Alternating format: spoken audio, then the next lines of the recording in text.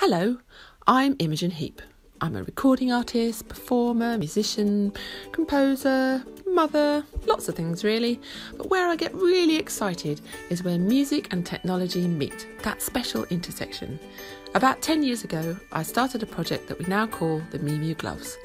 The Imogen Gloves allow me, while I'm in the studio or touring around the world, to be able to reach into my laptop, reach into my computer and all of the fun software that I love to be able to paint music in the sky, on the move, wirelessly. It's really an amazing feeling. So here today, we're going to do a little lesson where we can have a small taste of that with the Imogen Gloves, which we developed about a couple of years ago. So here we are. Welcome to the OpenUK Imogen lessons. This is lesson 1, and it's called the Jingle Glove. You can start and stop this video at each step if you need more time to keep up with the lesson. Amanda has a problem to solve. She desperately wants to dance and perform music on the stage, but cannot play a musical instrument. She has discovered this Imogen glove and wants some help building and coding it to play music while she dances. In today's lesson, you will help Amanda. By doing this, you will learn how to sew together your Imogen glove, how to assemble it and attach your BBC microbit, flashing your first program to the glove, using a simple event handler to detect when the glove moves, and how to play a jingle of notes using sequences of instructions. You will also learn a little bit about what source code is. You will need a Imogen glove kit and BBC microbit, and access to the MakeCode web coding editor. And don't forget a pair of scissors too.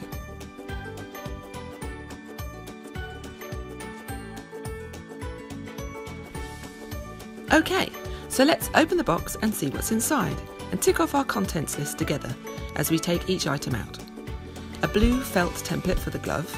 This is handy as it's already marked out ready to cut. A BBC microbit that you can load your program code into. A battery pack and a set of batteries to power your microbit. A speaker to make the sound, and this is a special speaker because it's sewable. 3 crocodile clips for making connections, a USB cable to connect the microbit to your computer for flashing new program code to it, a reel of thread to sew the glove together with, and wait, what's inside this little brown envelope? It's a set of needles of different sizes to sew with. That'll be handy. Try not to lose them as they're quite small.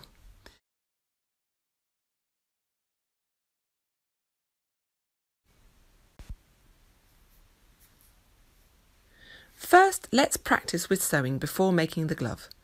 Unthread and cut a length of thread about as long as your arm. Thread it through the eye of the needle and pull it so that both ends line up. Finally, tie a little knot in the end. Poke the needle carefully through the felt and poke it back to the other side again a few millimetres further along. Do this a few times, then cut the thread off with your scissors. Feel free to practice this running stitch a few times on a corner of the felt until you're happy with the neatness of your stitch.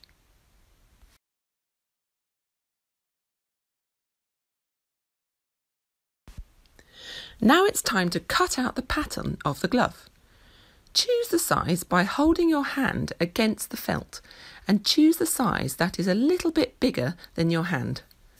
Carefully cut around the dotted lines with the scissors and cut out 2 halves of the glove and the 2 pockets.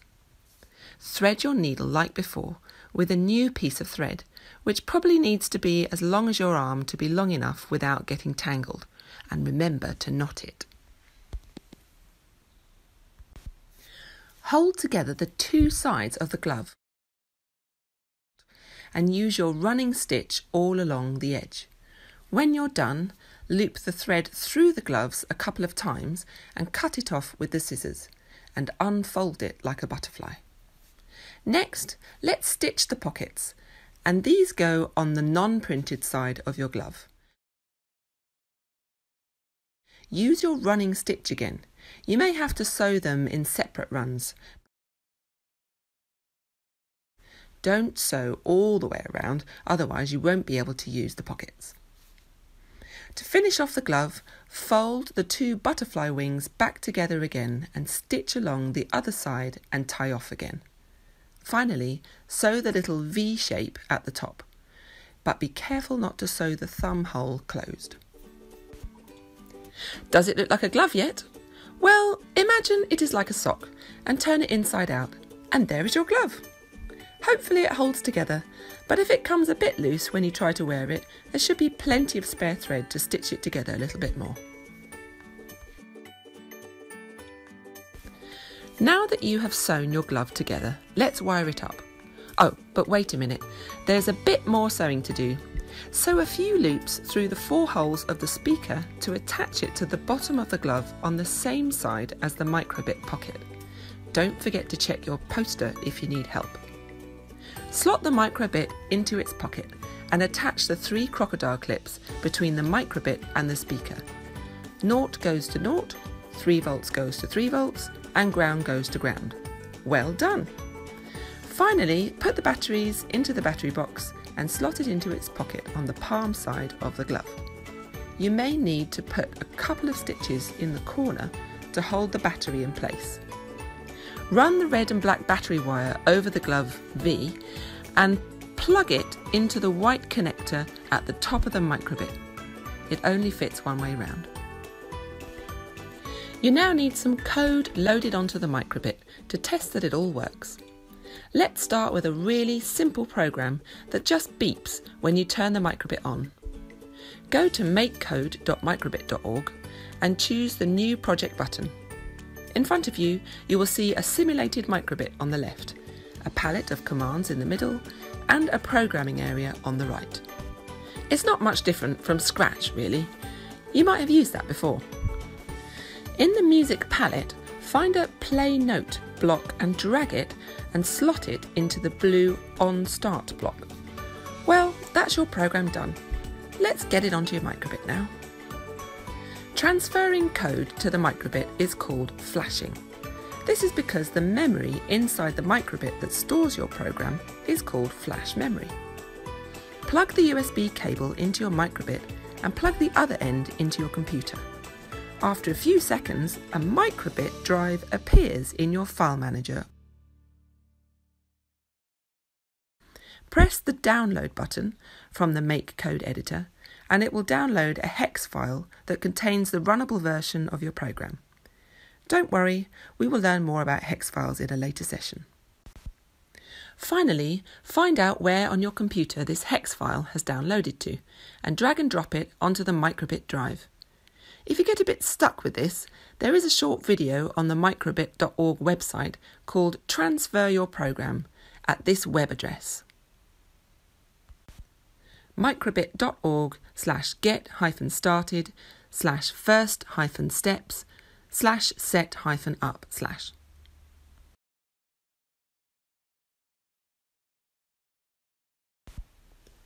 To finish off, let's get your microbit playing a little jingle so that Amanda can get dancing on the stage with her new glove.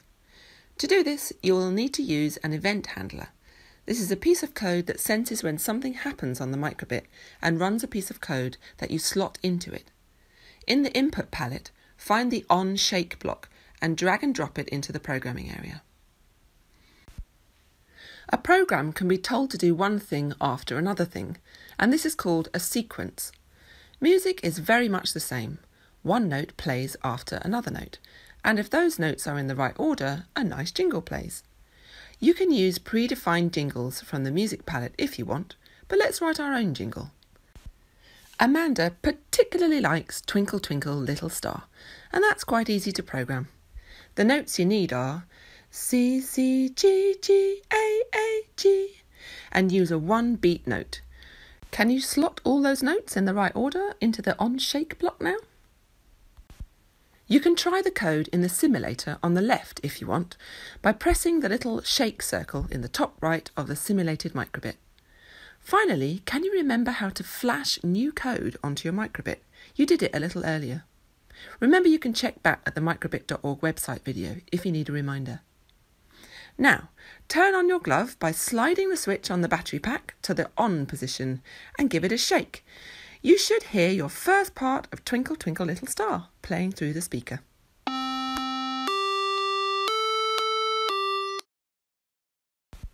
Well done! You have assembled your glove and written a program that plays a jingle when you shake it. Let's finish off by thinking a bit about what open source is. Well, before we can understand what open source is, we need to ask what source is. Source refers to source code, which is the list of instructions written by people that tell computers how to do certain tasks. So inside MakeCode, it's the coloured blocks you slotted together on the programming area that make up a source code. If you provide that source code to others and give them permission to use it and modify it, then it's open source. You might already use lots of open source programs on your computer.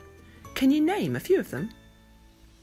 A lot of open source was used in creating this video lesson series for you. The MakeCode editor is open source. Most of the programs that make the microbit work are open source. We even used an open source word processor to write the scripts for this video series. Okay, so that's the end of the lesson for now. Don't forget to experiment with on shake and play note on your microbit glove and make it play longer tunes. And we'll see you at the next lesson. Bye for now.